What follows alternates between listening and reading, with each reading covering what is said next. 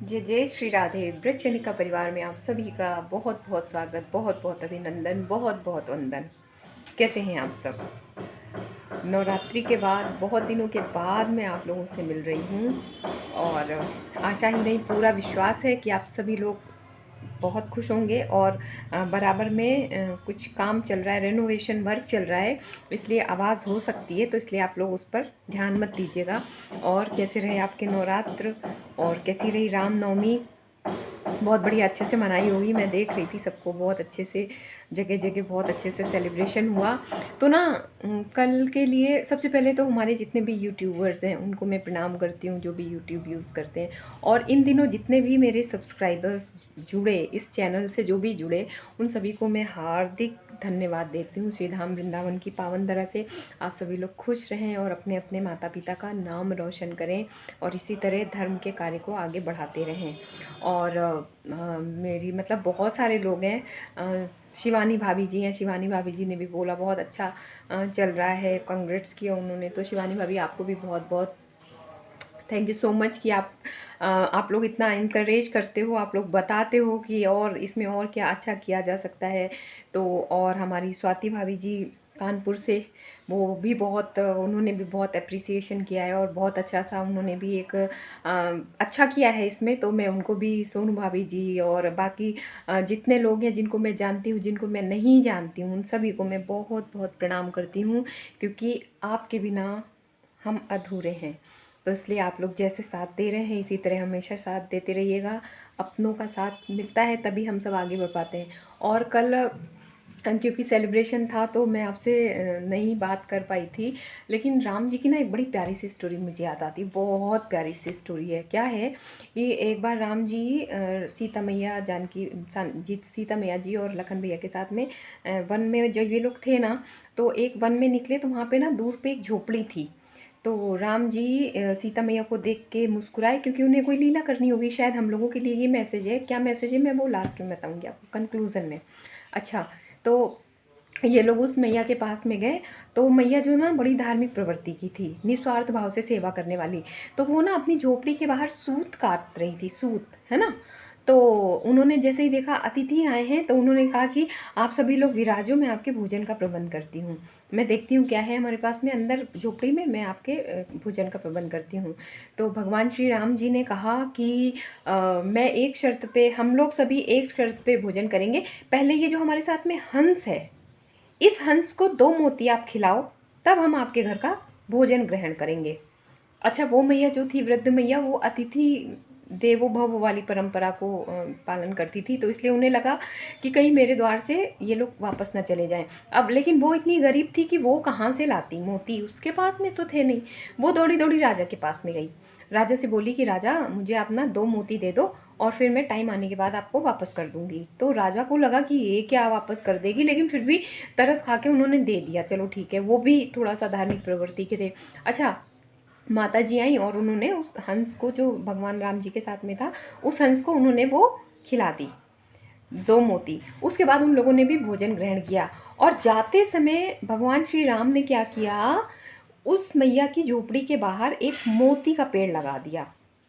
जब वो पेड़ समय पर फलता फूलता गया, तो उसमें से ना मोती, जैसे कोई वृक्ष लगा उसमें से फल गिरते हैं, तो उसमें से ना एक दो एक दो एक दो करके मोती गिरते थे। लेकिन मैया को ये आभास नहीं था, मैया ने इस ओर ध्यान नहीं दिया, और जो भी मोती गिरते वो पड़ोस के लोग आके उठा के लेके जाते। तो एक दिन मैया उसी वृक्ष के नीचे सूत काट रही थी, तो ऊपर से मोती गिरे। तो उसे लगा कि अरे ये मोती तो राजा को जाके दे देने चाहिए। 3 मोती गिरे थे, वो तीनों मोती ले गई और राजा जी को दे दिए जाके। अब राजा जी बड़े हैरत में कि इस पे इतने कीमती मोती कहाँ से आ गए। अच्छा, वो उन्होंने सारी घटना पता लगाई, मैया ने सब कुछ बता दिया। अब राजा ने क्या किया, वो पेड़ वहाँ से निकाला और उसको ले जाके अपने राजमहल में लगा लिया। हाँ, राजमहल में लगा लिया। लेकिन आश्चर्य की बात यह है कि वहाँ वृक्ष, वो जो मोती का फल था वो वहाँ नहीं मिल रहा था। मोती वहाँ के राजा के राजमहल में नहीं निकल रहे थे, बल्कि मोती की जगह कांटे निकल रहे थे। तो उस जो राजमहल था, राजमहल की जो थी महारानी, एक दिन वो उधर से निकली तो उनके पैरों में वो कांटा चुभ गया। अब राजा जी को तो बड़ा गुस्सा आ गया भाई। अब उन्होंने क्या किया, वापस से वो वृक्ष उठा के वहीं पे लगा दिया मैया के यहाँ झोपड़ी में। और झोपड़ी में लग गया तो फिर उसमें से वैसे ही मोती निकलने लग गए। अब मैया समझ गई कि ये क्या लीला है, तो मैया ने क्या किया कि वो जो अब मोती गिरते थे वो लोगों को बुला बुला के उनको प्रसाद के स्वरूप में देने लगी। कहने का अर्थ ये है कि निस्वार्थ भाव से जब आप किसी की सहायता करते हो, जब आपके अंदर कोई लोभ लालच नहीं होता है, तो परमात्मा भी उस चीज़ को कहीं ना कहीं देख रहे होते हैं और आपको वो कई गुना करके वापस करते हैं। इसलिए जो हमारे बीच में नहीं है या जिनके लिए भी आप कुछ करना चाहते हो, उन्हें दिल से याद करो, उन्हें हमेशा एप्रिशिएट करो दूसरों के कार्य को। छोटा भी कोई कार्य करता है तो आप उसको एप्रिशिएट करो और हमेशा खुद भी बहुत ज़्यादा पावर में रहो, खुद को भी किसी से कम मत आंको। हमेशा आप अपने माता पिता की श्रेष्ठ संतान हो। आपको यही एक जन्म मिला है जब आप अपने माता पिता का नाम रोशन कर सकते हो। उनके बताए मार्ग पे चल के आपके इष्ट, आपके सदगुरुदेव भगवान जो बताते हैं उन सब के मार्ग पे चल के आप कर सकते हो। और कभी कभी हमारे बीच में जो लोग नहीं रहते हैं तो बस हम उन्हें याद ही करते रह जाते हैं, बस यही सोचते रह जाते हैं कि एक आह भरी होगी हमने न सुनी होगी, जाते जाते तुमने आवाज़ तो दी होगी। हर वक्त यही है गम, उस वक्त कहाँ थे हम, कहाँ तुम चले गए। एक आह भरी होगी हमने न सुनी होगी, जाते जाते तुमने आवाज़ तो दी होगी।